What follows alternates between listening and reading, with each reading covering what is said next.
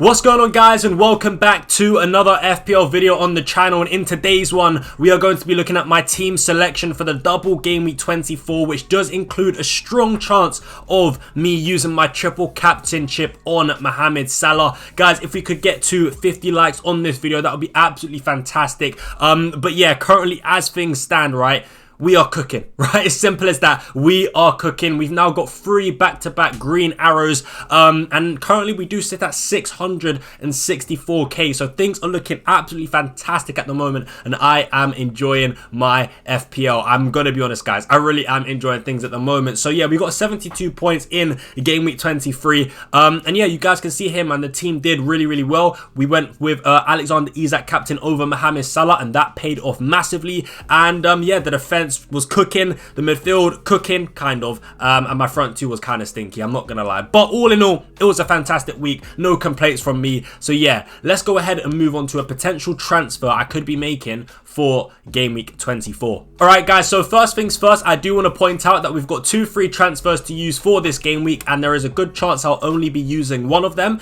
And if I was to use one free transfer, it would be actually to take out Anthony Gordon and bring in Brian Mbeumo to complete that double Brentford attack with Mbeumo and Yohan Wissa. Now, it is a pretty tough one, I'm not going to lie, right? Because as much as I do love Brian Mbeumo as an FPL asset, I also still do quite like Anthony Gordon, and I really am just questioning, is this the right time to be taking out Anthony Gordon? Even though Brian Mbeumo and Brentford do have a good fixture in game week 24, I also do feel like Newcastle have a good fixture as well, right? I think the next 2 fixtures are still really good. Fulham at home is fine, and Man City away is perfectly fine. So it's not like Anthony Gordon is a must sell. So I'm a bit skeptical on whether or not I should really be making this move or not. Am I just using the transfer for just the sake of using the transfer? I'm not really too sure. But on the flip side, I feel like Brian Mbeumo is someone that eventually I will be moving to, right? So Gordon eventually will be coming up my team, and it would most likely be after this Man City game in game week 25, right? So I feel like if I'm actually going to take out Gordon, especially with Mbeumo going up in price as well before the deadline, why not just bring in Brian Mbeumo before he goes up in price? Because I know that this is a player that I'm going to want to bring in anyway. So yeah, because I'm gonna want Mbeumo for at least Leicester, and I would ideally want him for West Ham. I mean, I wouldn't mind playing Gordon against Man City whilst Mbeumo plays against West Ham, because I still think Man City's defense is really poor, and in fact I feel like Man City away actually suits a player like Gordon, right? Because he can get in behind that Man City defense quite easily with the way that Man City are playing this season. So it is a tough one, right? I feel like both options are really good. I kind of wish I had both of them, if I'm being honest, but I've got to choose between one of these 2 players. So for me, yeah, look, I think I'm quite unsure at the moment, but I feel like as time goes on, I'm probably leaning towards making this move, right, and bringing in Brian Mbeumo, and then yeah, just completing that double up. So I'll eventually have Mbeumo and Yohan Wissa for their great set of fixtures. I mean, going for double Brentford attack through this fixture run just seems like a great load of points to me, right? That's how I see it. So yeah, I think I will be making this move, man. I think, yeah, the more and more I think about it, the more I want to make this move, but then I keep changing my mind, right? So you guys can see I'm my head's kind of scrambled at the moment. I mean, Brian Mbeumo also does have the bonus of taking penalties as well, which is another reason why I should probably go for Mbeumo now. And I think Spurs at home is a great entry point, right? Spurs at home is a great entry point. It's just that, yeah, for me, Gordon is also a good option. But look, nonetheless, I'm not going to waffle on for too long, because you guys can see I'm not 100% sure. It just feels like an unnecessary transfer in a way, but it still feels like, even though it feels unnecessary, it still feels like a good transfer, because like I said, I do like Mbeumo as a pick. So yeah, look, I'm not going to waffle on for too long, right? You guys can see, yeah, I'm not really sure what I'm going to do yet, but yeah, we'll see what happens. We'll see what happens. But anyway, that is sort of the only transfer I am considering for this week. I'm not bringing in any Everton players, guys, right? No more Everton players are coming in my FPL team. I'll tell you that for free. I've got Mikalenko, and that's enough. I'm not going to bring in Pickford because I like Ray's fixtures, especially for after this Man City game. I'm definitely not bringing in any stinky Everton attacker, right? And I'm not bringing in any stinky Everton midfielder like Decore, like Ndai, or Beto. No, right? Just no. Because for me, I don't really think this is much of a double game week for Everton, right? Let's call a spade here, right? Liverpool are going to destroy Everton. It's simple as that. So for me, the Everton assets are only going to get you the extra appearance points that they get for playing a double game week, and that's it. They're not going to do anything against Liverpool, right? We're talking about one of the best teams in the world at the moment. So for me, it's not even like the fixtures around this double game week, right, for Everton are really, really good. You guys can see here, right?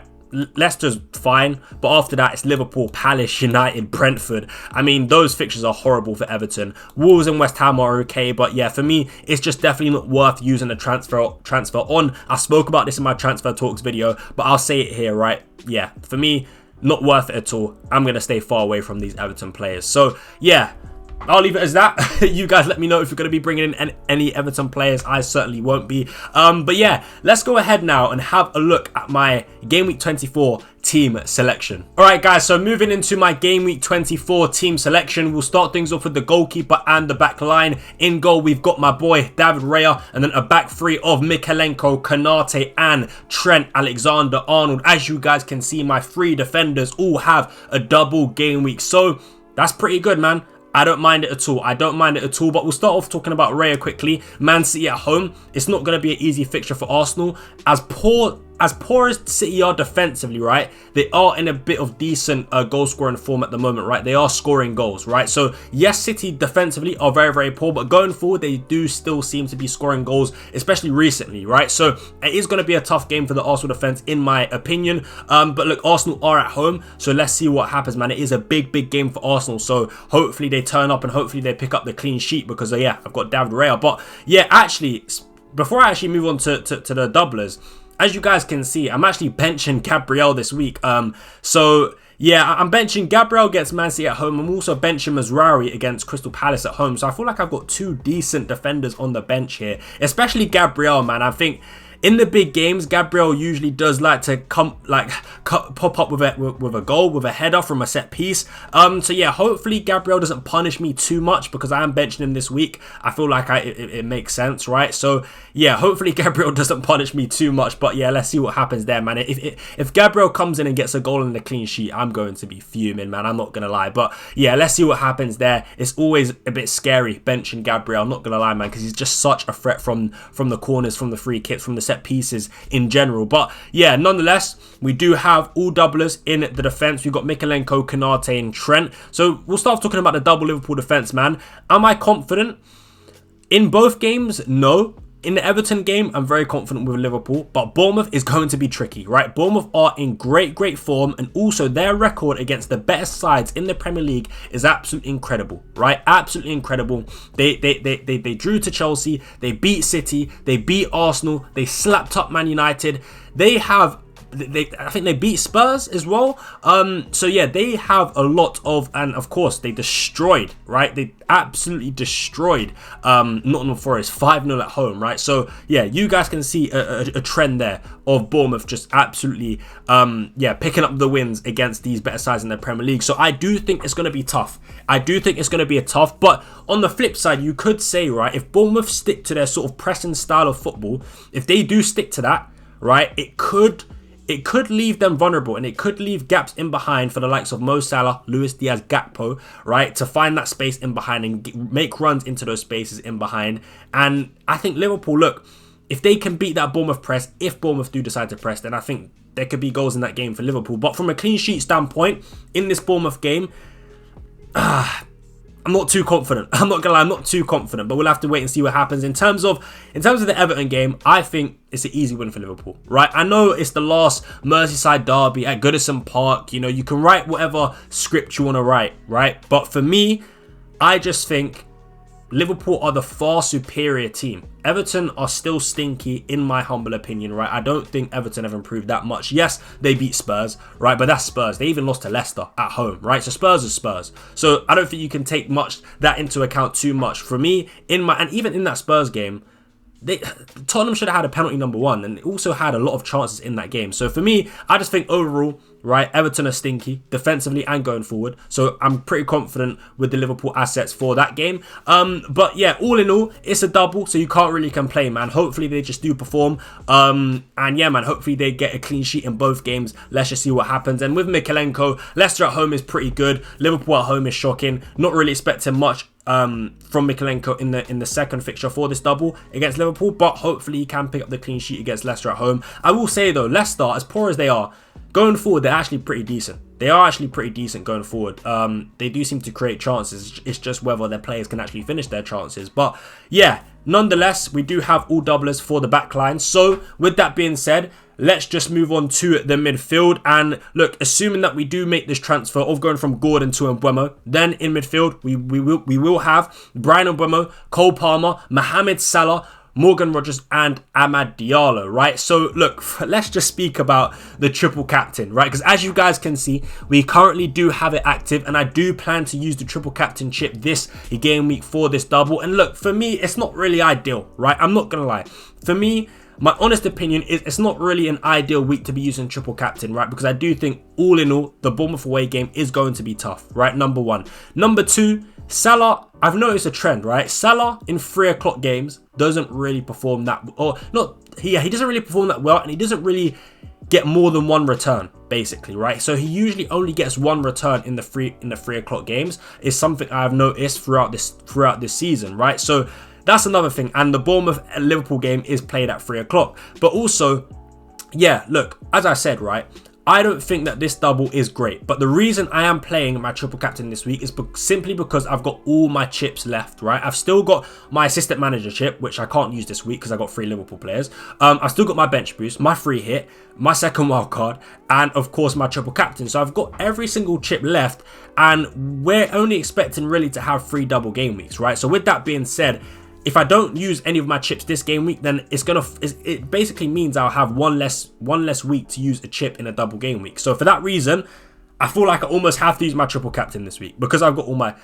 simply got all my chips left. So yeah, hopefully Mohamed Salah does the business, man. Hopefully, fingers crossed, he gets like 2 goals in both games, so 4 goals across the double game week. That would be absolutely fantastic. But for me, for this triple captain to be considered a W, I think Mohamed Salah needs to score a minimum of 20 points, right, across the double game week. If Salah gets anything less than 20 points, I'm going to be disappointed. That's my honest opinion. So hopefully Salah can do the business. I think the Everton away game is great for Salah. I think he'll do what he needs to do in that game. I think he'll score. I think he'll assist, to be honest. But Bournemouth away, I don't really know what to expect, man. I think it is going to be a tough game. But nonetheless, fingers crossed, man. Fingers crossed, guys. Triple captain on Mo Salah does pay off. But yeah, like I said, it's not really an ideal week to be using the triple captain, but because I'm in a situation where I've got all my chips left, yeah, I kind of have to use it, right? It feels like I have to. So yeah, let's see what happens there. But we also do have Morgan Rogers playing against Wolves away from home. Now, I'm not gonna lie, right, on paper it's a good fixture, but I do have my doubts here because I have noticed another trend with Aston Villa throughout the season, and that is when they play Champions League midweek, the next game that they play in the Premier League on the weekend, right, they do kind of drop a stinky performance. I'm not going to lie, they don't really play that well, and their level of performance does drop off, and they do sort of look very, very tired. And I just think, yeah, Wolves away, it's a good fixture, and I do want to start Morgan Rogers, but because they are playing in the Champions League tonight at the time of recording on Wednesday, because they do have an important Champions League game to play, I'm just thinking, again, are Aston Villa going to follow that sort of same trend of not performing well after a Champions League match? And it's sort of, yeah, it's making me have doubts over starting Morgan Rogers, because I do have Jean-Philippe Mateta on the bench, who's playing against Manchester United away from home. It's a pretty decent fixture for Crystal Palace and Mateta, because defensively we've not been great, right? So yeah, it's between Mateta and Rogers, right, in terms of who I bench. But at the moment, I'm playing the fixture, and I do think Wolves are also really, really poor, and they are missing they're missing Gomez as well, right? That is going to be a big miss in the midfield for Wolves. So yeah, let's see what happens there. But I am hoping, you know, if I do end up starting Morgan Rogers, that he can do the business.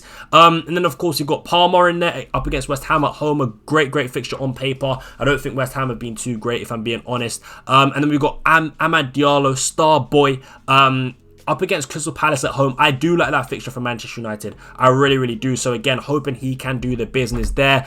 And then we do have our new signing, Brian Obama, assuming that we do go through with that transfer, Spurs at home is absolutely fantastic. And look, speaking of Spurs, let's just move on to the front two, right? Because we also do have another Brentford attacker in Yohan Wissa and Alexander Isak as well. But yeah, speaking of that Spurs defense, right? So we've got the double up, right? Brian Obama, Yohan Wissa to complete that Brentford attacking duo and double up. I'm feeling confident, man, with these two. If I do go through with it, right, I'd feel so confident with it. Spurs are just terrible defensively, right? So poor. I think Romero and Van de Ven are close to return. I do believe that they are close to returning from injury. But even like when Romero and Van de Ven were fit, Spurs defensively were still shocking, right? So yeah, it's not going to sort of put me off any of the Brentford attackers, even if they do return for this fixture. But yeah, man, I think especially with Brentford being at home, with the style of football that they play and the style of football that Spurs play, man, I think there'll be goals.